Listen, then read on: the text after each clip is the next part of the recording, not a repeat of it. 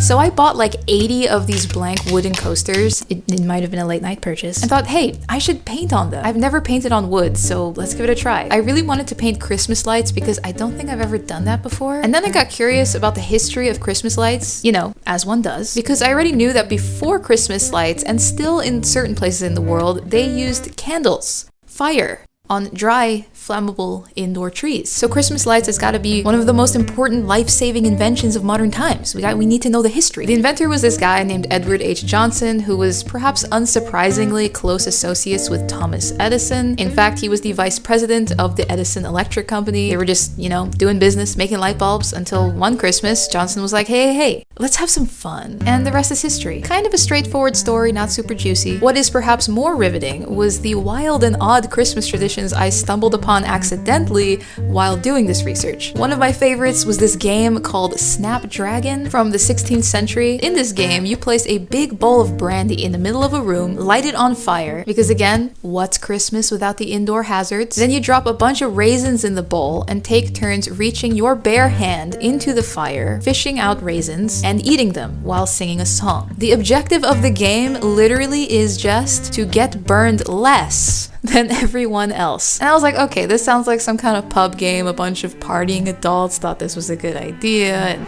wait, there's children in all of these historical drawings of this game. This was a family game. There's a dog in this one. Someone get the dog out of the room. Now apparently there is some science behind this game because brandy doesn't burn very hot, so it's not that dangerous. I mean, it's only alcohol, children, and fire. What can go wrong here, right? But perhaps my favorite wild Christmas ritual is the modern day Catalan tradition of the Tio de Nadal. I don't know if I have any Catalans watching, but love you guys. I've always wanted to visit. Lots of art history over there. But what is happening with this tradition? I need to know, like, the origin story. Someone, please. But I'm running out of time here, so I'll just recommend the wiki page for those looking to be educated. Hope you guys had a great holiday. Happy New Year. And if you're ever feeling down about not doing all of your New Year's resolutions, just remember, as long as you're making better choices than they did in the 16th century, you're doing just fine.